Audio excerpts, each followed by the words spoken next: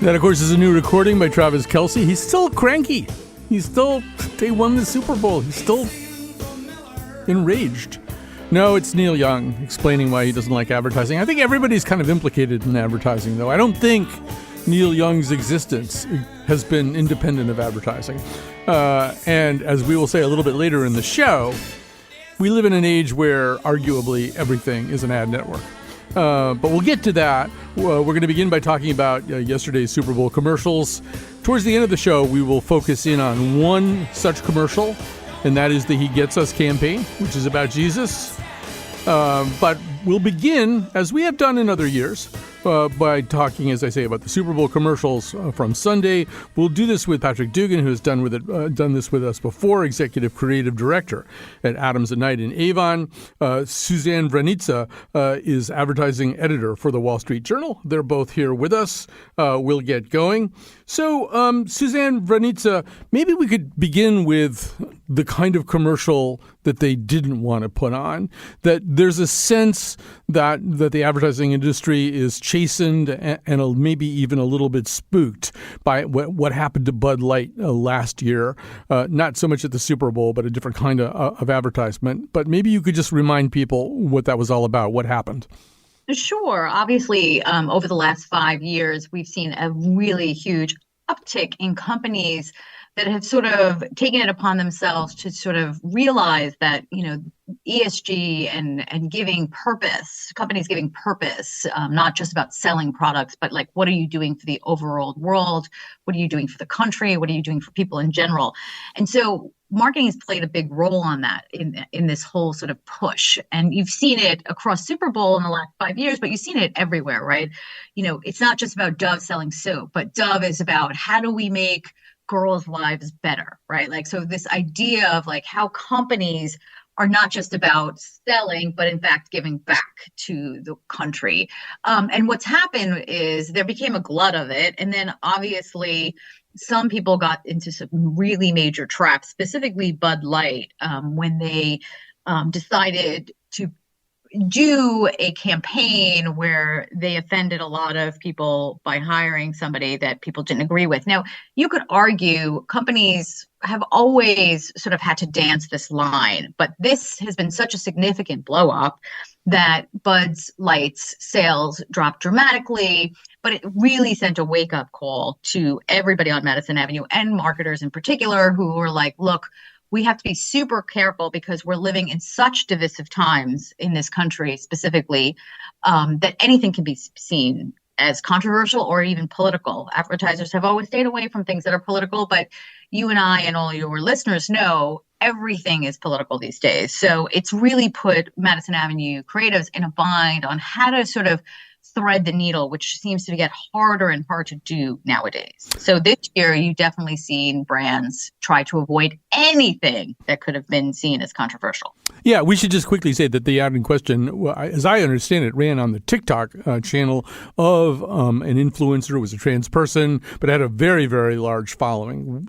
I think maybe a couple of million people on the following. You might have thought that it wouldn't necessarily cross over. People wouldn't necessarily be aware of it, although Bud Light had actually done these kind of specialty cans with that person's likeness on them.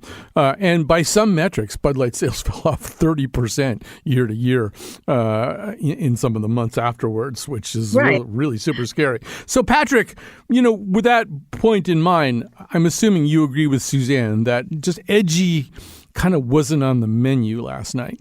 Right. Everyone was playing it fairly safe. And I think Dove was probably the only advertiser that had any sort of purpose-driven commercial last night, the one, at least that I can think of. And that was a pretty good one. Body positivity, not the best execution. It started off one way and then kind of felt like they tacked on an ending to it. But that's the only purpose-driven ad that I can think of from last night. Well, the other thing is, I mean, if you wanted to see something that be a little bit edgy, there was a commercial featuring Cardi B, and I guess the way I understand it, kind of wound up seeing half of the commercial. This was for a cosmetic product that kind of enlarges your lips, or at least enlarges the appearance of your lips. And they'd actually made a pretty funny commercial, the second half of which was about men using the same product in places where it was not meant to be used. And I guess the NFL killed it. You can see it online. It's very funny. but I haven't even heard of that. Yeah. No, so that wasn't a national ad in the game. And keep in mind, at the end of the day, lots of companies, without getting into what they had approved, what they showed, the network, it has become standard practice in this business. It's a PR game, right? So how do we get people to talk about our ads? Often you get companies that, they're going to be risky with their ads. They may not even have the money to buy an ad in the Super Bowl. Some do, some don't. But think about, you're talking about an ad that was rejected and it wasn't even in the game, right? Mm-hmm. It wasn't on the national broadcast. So It gets them the publicity. So often you'll get companies that will come along and do things that are very risky. I mean, people were talking about it. So it's the job. They saved themselves $7 million by not doing it. Well, good point. It didn't even really seem all that risky. But so there's a heavy reliance on celebrities, particularly celebrities who've been around for a while, celebrities we've come to know and love. It's hard to run clips of these ads because they are so visual in nature. But Mr. Reyes, we're going to skip down to A2.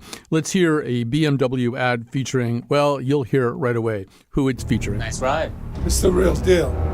100% electric. It's the real deal. Yeah. Thank you. Of course. Enjoy your coffee. Careful, top. Thanks. Your dog's so cute. Yeah. Ooh, so adorable. Wow. Yeah, right. We both know it's the man. Makes the clothes. You look nice. Okay. With that? I'm laughing again.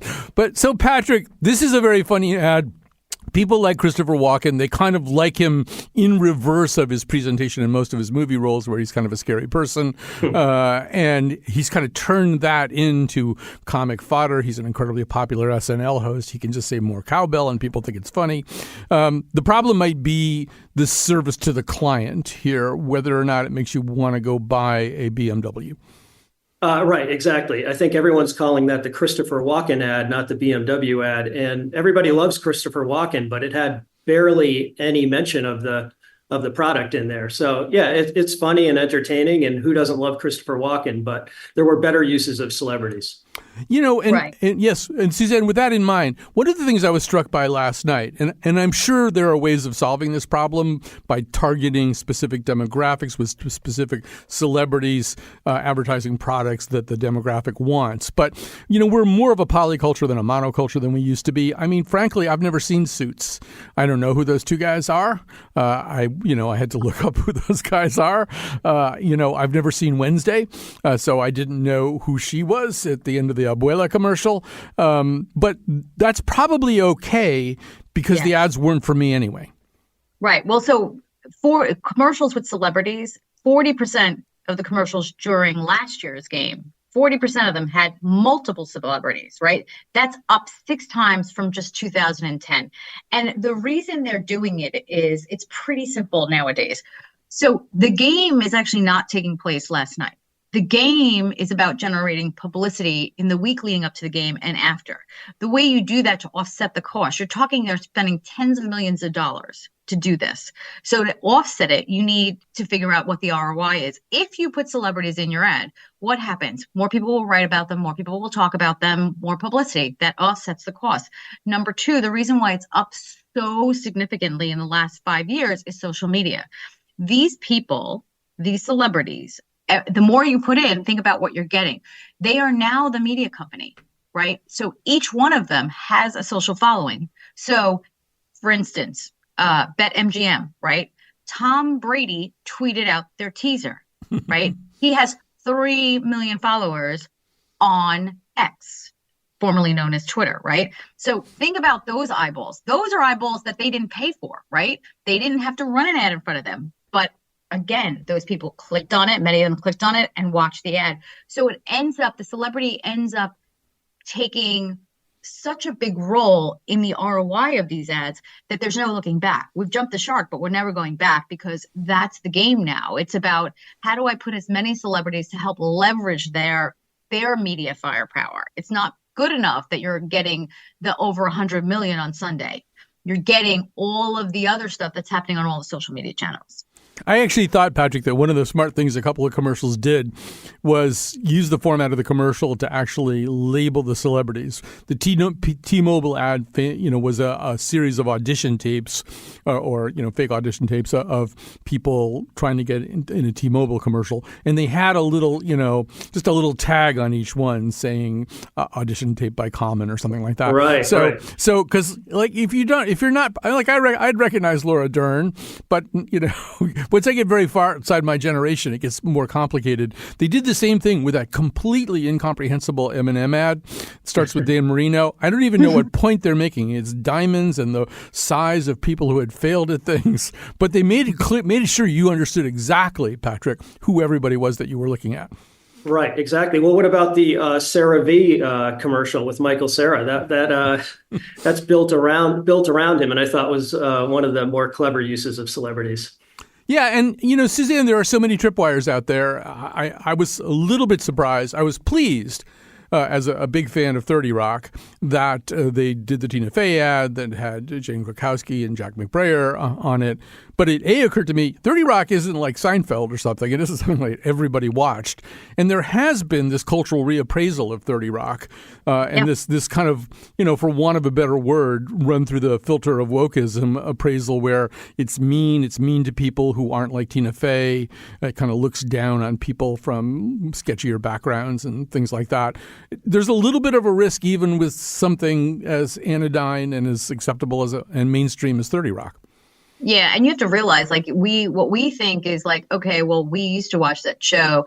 All of these shows are basically back again with a younger generation, right? Why was Jennifer Aniston in one of the spots, right? Friends is one of the most watched, most streamed shows now, and so is 30 Rock. So these things are having a resurgence with the younger generation. So we might look at it as oh, look, it's nostalgia. They're going after all of us and us people that used to watch these shows. No, actually, there's a renaissance for a lot of these old shows that are now sort of, basically bread and butter and paying the bills for all the streamers out there that are running and catching new audiences. So it becomes new again for all of those.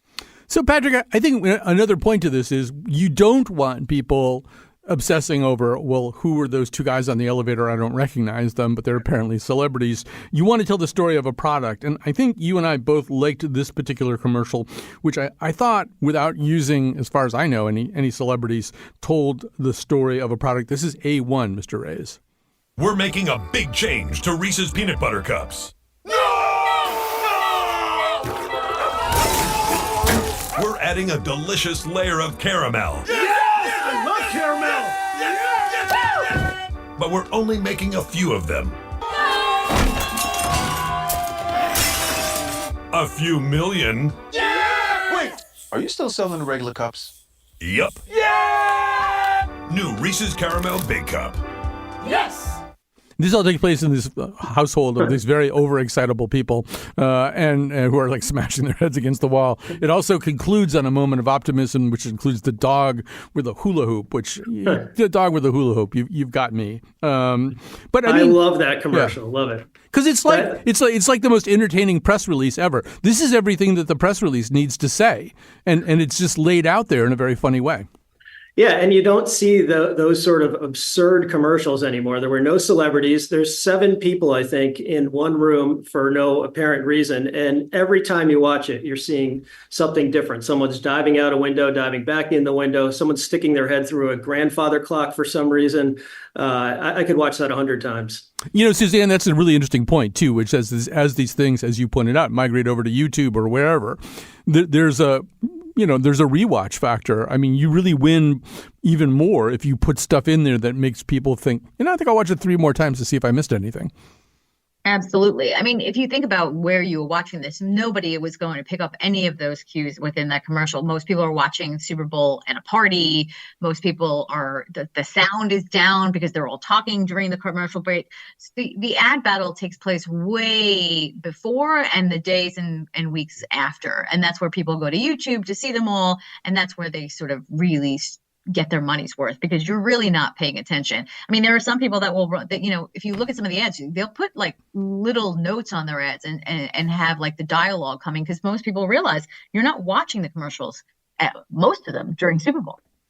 Suzanne, before we get back into some of the more funny ones, one of the ones that you liked, there were a couple of that pulled at your heartstrings, at one's heartstrings. I even actually was a little bit moved by the end of the Pfizer ad, which maybe indicates that I'm very easily manipulated. But I know you liked a Kia ad. I don't know if you can just give people it's very visual, so we can't really play a clip.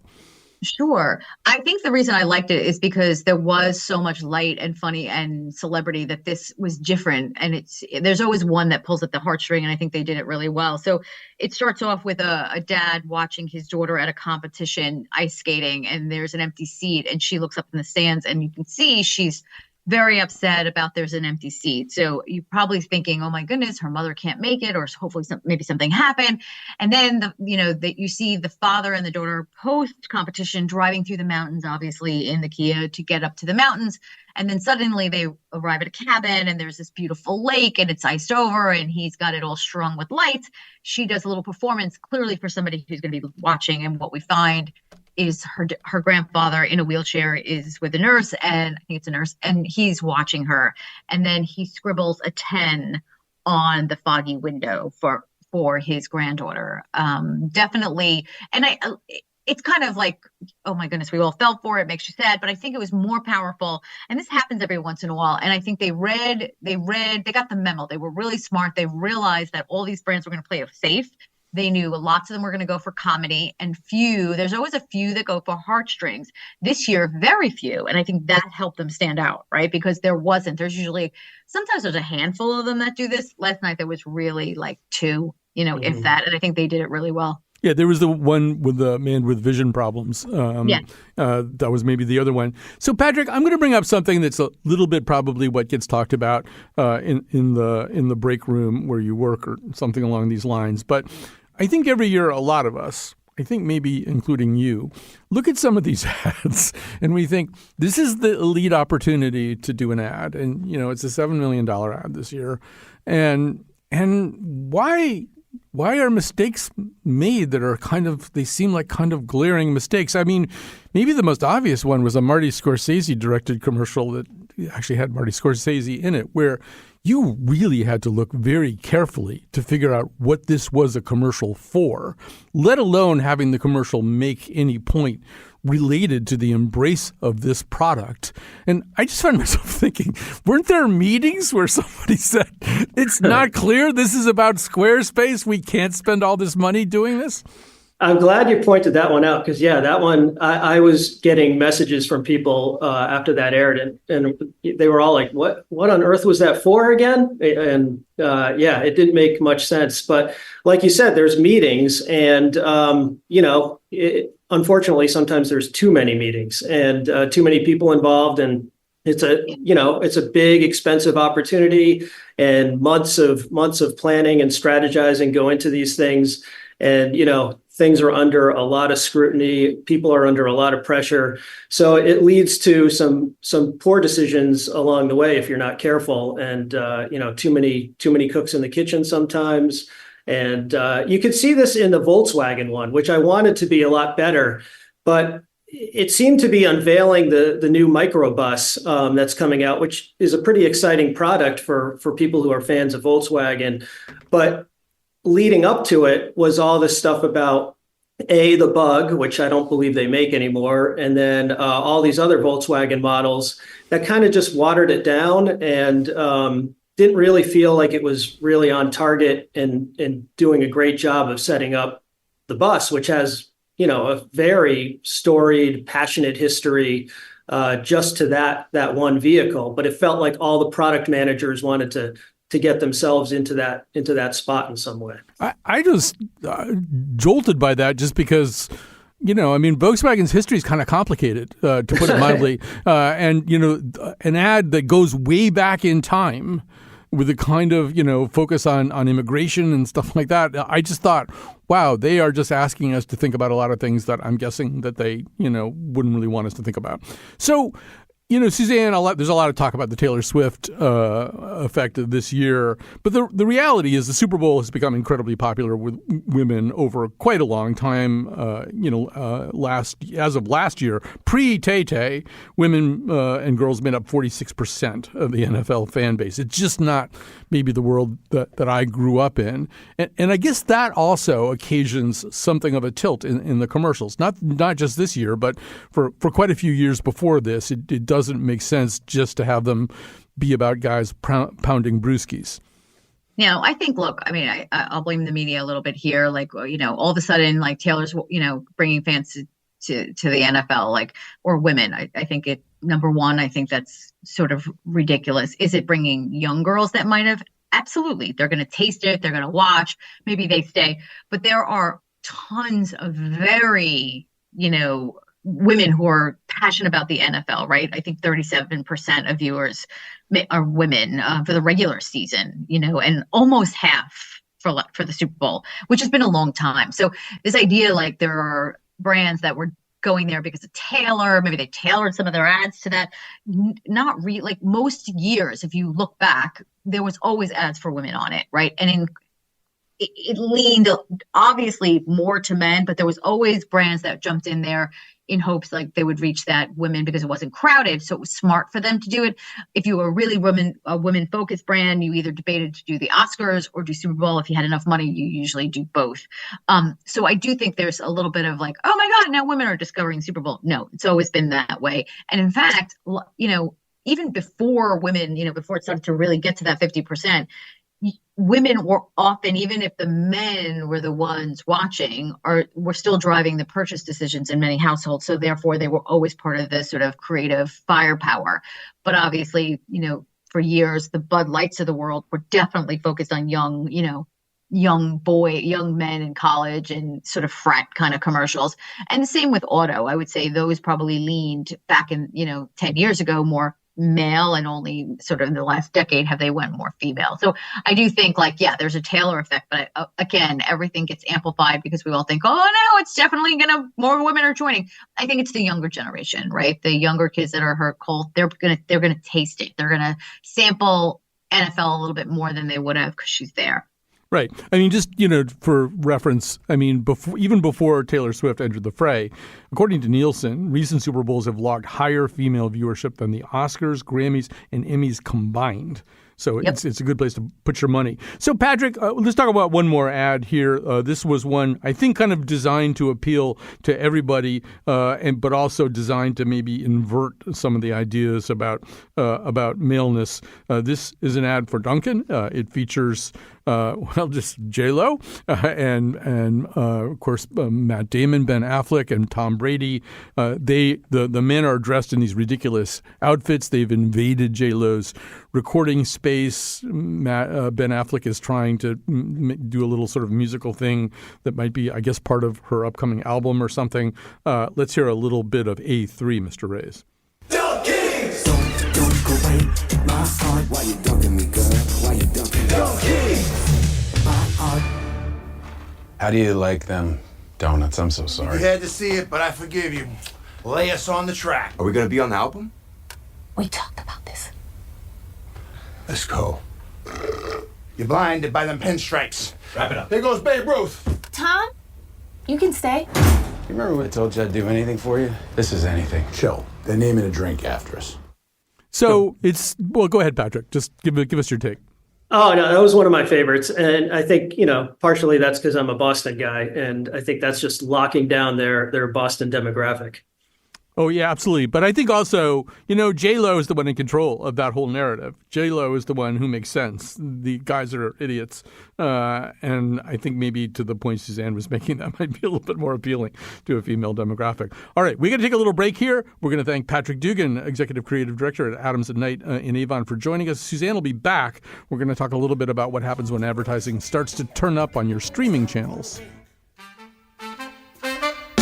time for commercials. Don't need a diet, TV.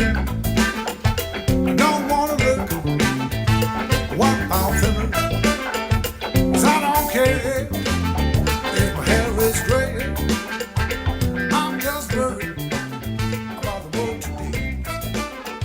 About them things starting to get too controversial.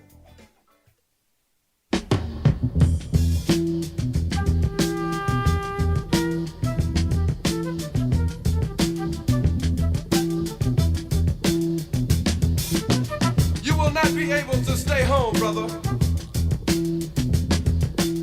You will not be able to plug in, turn on, and cop out.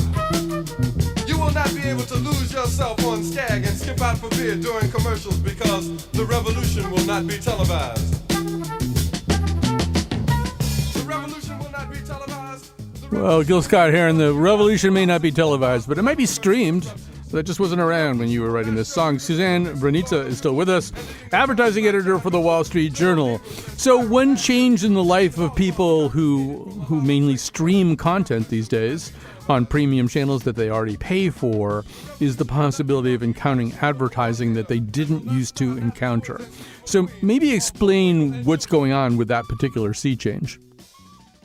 Well, there definitely is a sea change. So if you go back 5 years ago, there was so much hand-wringing going on Madison Avenue. You had marketers who were really freaked out to say, I mean, to be perfectly honest, they were standing on stage. They were like really calling for the death of advertising. They were saying we have to go into the experiential business and find them on the ground and do things, you know, face to face and put more money here, because what was happening is we were all running to these, basically ad-free streaming services like Netflix became so popular. And at the same time, if we were online, we were all downloading as quickly as we could ad blockers. So it was a real dilemma. And if you basically fast forward 5 years and everything's basically been flipped on its head, and there's more places to put your ads than there ever was, because what's happened along the way is obviously, if you think about a business model, if you have one business model and, these are all subscription models, it's great. But what's better than having one business model, one revenue model, and instead having two? So adding ads gives you the ability to have two revenue streams, which is always better than one. What's really driving this on top of that is when you look at the streaming companies, lots of them that came out, whether it's Disney or Peacock, these businesses were intended to rescue these media companies who were really suffering a massive amount of cord cutting that was happening on network television and linear television.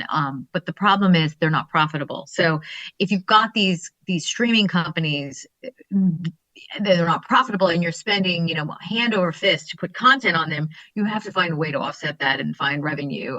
So there's where advertising comes into play. So we've seen basically almost all of them bow down and say, we're going to add ads to it, which has been really incredible sea change for the business. Yeah, and maybe we'll back up from that for just a second and say that one of the operative phrases in recent years is, and I forget who coined it, but everything is an ad network, and it's that sense that as you move through life, it's a little bit like Tom Cruise in Minority Report, where we see him supposedly in 2054, and he's walking through some public space, and there are these kind of animated billboard things in this space that are all addressing him by name too. They retinally scanned him. They know his name is John Anderton, and he's walking by, and they're talking to him about Nexus or Lexus or whatever. And it's not, you don't really have to wait till 2054, right? I mean, you just encounter a lot of advertising that's aimed right at you almost no matter what you're doing, unless you're off the grid. Yeah, we are that. I mean, it is today, whether people realize it or not. And what's happened is there's an explosion. There's been all this sort of surveillance economy that grew up on the web where they were tracking all of your online behavior, basically like with the sites you were on, putting together with dossiers about what you liked, what you bought and all that. And then what's happened is that, data became the oil business on Madison Avenue. And lots of companies realized, oh, wait, I can be an ad company because I have data. And the biggest component of this was the retail companies, because everybody knows the retail companies, whether it's Walmart, whether it's, Kroger's, whether it's Target, they have all realized, oh, advertising, Amazon can do it. Why can't we? So they're basically taking their data, and building ad networks. So they all sell ads using the data that they collect from their customers. So you say, well, how do they have data? Well, when you sign up for your little handy dandy cards that get you coupons and stuff, and you put your app in and they have your phone number, they know what you're buying, they know your likes and dislikes, and all of that builds an ad business. So some of them put the ads on the website, some of them sell the data, some of them put ads on the screens. Like, if Walmart's wall of televisions is an ad network, you go into the Walmart department with the televisions, there's ads running there that people pay for. And again, it's a wall of advertising. So there's been an explosion of companies looking to get into this business, and what they're doing is following Amazon's lead. Yeah, and I think another interesting aspect of this is millennials and Zoomers in particular are second screeners, right? If they own anything that could be called a television, they might be looking at that, but they're usually looking at something else that's in their hand. That would allow them in a very sort of linear, simple way to mute the commercials when they come on the TV and then look at their phones for something that they find more interesting. But I think that arms race has already been lost, right? The stuff on their phones has them figured out pretty well. So looking away from the screen won't, in fact, spare them from advertising.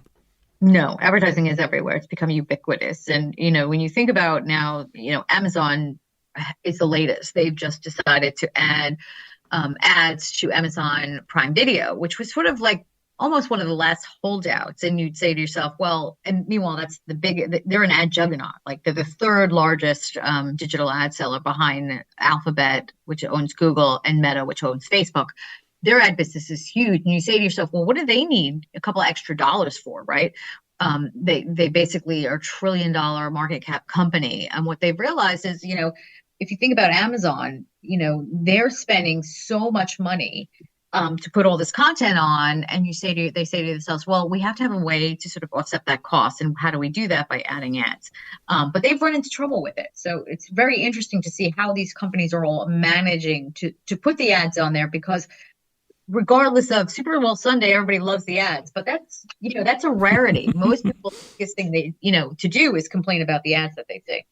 Yeah, it's a change in the value proposition, too. I mean, Netflix was offered to us initially as a thing that just didn't have advertising. It was one of the sort of fundamental assets of Netflix. But were you surprised by the way that Amazon did this? I mean, Netflix essentially said, hey, there's bargain Netflix. You have to watch some ads, but it's cheaper.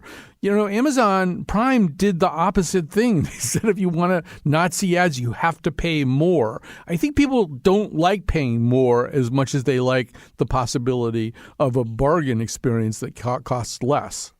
Yeah, definitely. Amazon decided that you had to opt out and then agree to pay more to get an ad-free experience. They definitely went different from all the rest. And you know what? It caused a tremendous amount of blowback. We talked to consumers about the move, and they were all canceling Prime. People who were like, you know what, I'll give it all up, because they were just so angry how it was rolled out. Look, I don't think it's going to hurt Amazon's bottom line, given, most people are not, the majority of people are not going to give up the ability to get their sort of deliveries, nor am I, at a moment's notice. But it caused a huge upswell of bad publicity for them. But if you think about it from an ad perspective, it was actually the right approach for Amazon, because unlike Netflix, who decided we're going to do it a different way and then said, hey, if you want to trade down, we have this option, you can get it cheaper. Now, there's been some downside for Netflix from that. I do think there would have been a revolt if they had done it, and a bigger revolt than Amazon had suffered. But what it has caused for Netflix is the headache that they had to then build the number of subscribers, which has been very slow. So it got out of the gate very slow, and they've had to build it. And therefore, for advertisers that really needed reach, right? When you're an advertiser, you want to reach lots of people. They were dying to be on Netflix and put their ads. But then the product comes out, and guess what? There's not that many people that were subscribing. So you couldn't, as an advertiser, spend a lot of money there, because it was a limited pool of people. If you put too much money, then they would see the same ad over and over, which is something you don't want. It's growing now better than it had been. It's seeing some real upswings in the last 2 quarters. So it'll get there. It's just going to be a longer process. And even Netflix has admitted, like, it's going to take years for this to be really meaningful from an ad revenue perspective. Unlike Amazon, instant reach, right? Like, everyone that subscribes to Prime now will get ads on this thing. So that's ability for an advertiser to go in and spend a ton of money, because they have the reach. They have the millions. I want to just jump on one thing that you said there, which is that nobody wants to see the same ad over and over again. That has been a problem a little bit. Just even my own anecdotal experience. I've had the experience sometimes of even seeing the same ad twice back to back, which is something that back in the days of, conventional linear network television would never happen. So is there a reason or alternatively, is there anything they're going to do about that? So you're not alone. And in fact, sometimes you will see the same ad in the same pod or the same ad through the whole broadcast and you want to kill yourself. And advertisers don't want that, right? Because you never want to annoy the customer because then you're going to have, every time you look at a company name, you're going to remember being annoyed by that ad. So what's happening here is technology. Technology has not kept up with what the needs of the consumer is. So think about old linear television. That was a person's job, right? To basically come up with a formula and slot the ads into the ad breaks. And there was all these rules, right? You couldn't have two ads that competed against each other. Like the auto guys would have, something in their contract that says, please don't run an ad in the same pod as this rival. And they may have paid more, but they definitely would try and keep that away. So it was definitely more manual. So now fast forward to the streaming. The difference here is when you're talking about a streaming platform owned by a media company, it's sold digitally, right? So it's sold through automated processes and through the computer. So it's not somebody calling their rep and getting it done. A little bit of the human work is taken out. They actually the streamers are not all of them are in control of all of their inventory. So because it's digital, they give out inventory and other third parties, ad tech companies, sell it. So you can buy an ad that appears on a streaming through multiple players in the ad ecosystem. And therefore, the systems by which you're coming in as an advertiser, they don't all talk to each other. So often they don't realize this ad was booked through this one and it's going to be, the advertisers already did a program with the streamer directly. And so therefore, that's a problem because there's no way that the technologies are talking to them right now. So long story short, they are working on this. They know it's a real issue. They thought they were going to get away with it for a while, and the uproar has been pretty consistent. I don't think it's the consumer uproar that's making them change or try and fix this problem, but what it is coming from is the advertisers, because the advertisers realize that it's hurting their brand reputation, right? Like even subconsciously, I'm sure you can think of the ad that you're talking about right now. I know for me, there was a cat food brand that did it to me for a while. And I literally wanted to send a note to the network saying, I don't even own a cat. The whole promise to advertisers is that streaming is going to let you target. You're targeting me with an ad 15 times on the same program. And guess what? I don't even own a cat. So they're aware of it, but it's the advertisers that are now pressuring to make this better. So hopefully it's going to take some time. Like this business is still in its infancy. And the technology hurdles are pretty significant right now. But once the advertisers start to push back, you'll see how quickly they fix it because it'll hit their bottom line if they don't. Right. If only there was someone who gets us. Well, actually, we're going to talk about that in the final segment, but thanks to Suzanne Vranica, advertising editor for the Wall Street Journal. Yeah, who gets us? Who gets that we don't want to see cat food ads over and over? Jesus.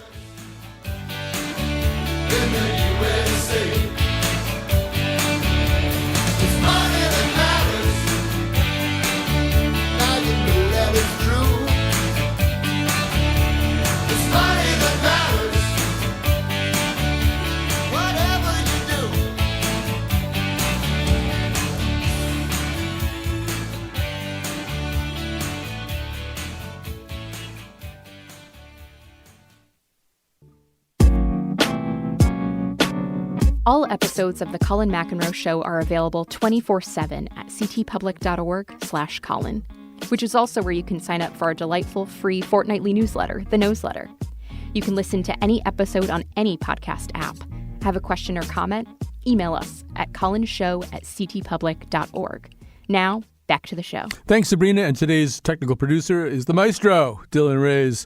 The senior producer of the Colin McEnroe Show is Lily Tyson, and she has produced this particular episode. Joining us for our final segment today is Bob Smietana, national reporter for Religion News Service and author of Reorganized Religion, The Reshaping of the American Church and Why It Matters. The reason he's here is mainly because of the He Gets Us commercials, which were back at this weekend's Super Bowl. So first of all, Bob, welcome to our conversation. Glad to be here. So one of the things that you've dug into, we can't really play a clip because There's just music. This year's commercial featured a lot of scenes of people who often would seem to maybe have interests that were pitted against one another, and one person would be washing the other person's feet, or I think maybe in one instance they were both sharing a footbath or something. And then at the end it said Jesus didn't teach hate. He washed feet. There was another Love Your Neighbor ad. So let's talk a little bit about these. First of all, you've kind of dug into who's making these ads. It's not really clear from the ads where the money comes from, what the organization is behind it. What did you find out? So this is basically a $1 billion campaign from pretty well-off evangelical families, primarily the Green family, the folks who own Hobby Lobby. They've been running this for about a year and a half. They really want to. It's an attempt to change the kind of public image of Jesus. I think they know that Christians like them have a really bad public image, and that's caught up in culture war politics. And they'd like to change that image. And so they're running these ads that focus on sort of the teaching of Jesus. Of course, the minute, and obviously he gets us, there's kind of a vernacular quality to that. It's not something that you would necessarily hear in a formal discussion of religion. So right away, there's a friendliness to it. But another thing that's almost anticipatable is that no matter what you do, you're going to annoy people. The ads, particularly this year, in the inclusiveness. So you're seeing a lot of different kinds of people from different lifestyles, different orientations. Right away, all you had to do is go on a very conservative X account, like maybe Charlie Kirk, or there's a guy, Tom Buck, I think, who you cited, and they're mad because it's really too accepting of too many different things. Yeah, this is like a Rorschach test of American life. So there's a kind of very conservative people who think this is too liberal, we're too inclusive. And there are the more progressive folks who either don't like the funder or think, well, you could have used this money for something else. So they've hit a couple nerves. Yeah, and I think, it sort of goes back to the conversation we've had in some of the other segments of the show. These, obviously, when you're buying a Super Bowl ad and you're spending $7 million, you're going for a very broad reach there. You're trying to encounter a lot of different people. You're also hoping that the ad will be repurposed and played on YouTube and in other settings. You'll reach out to even more people. And I suppose the people who do it, we don't really know, Bob, but I suppose the people who do it just think, yeah, some people are not going to like it. But the point is not that. The point is maybe we're going to reach some people who were turned off to Jesus and might not be suddenly.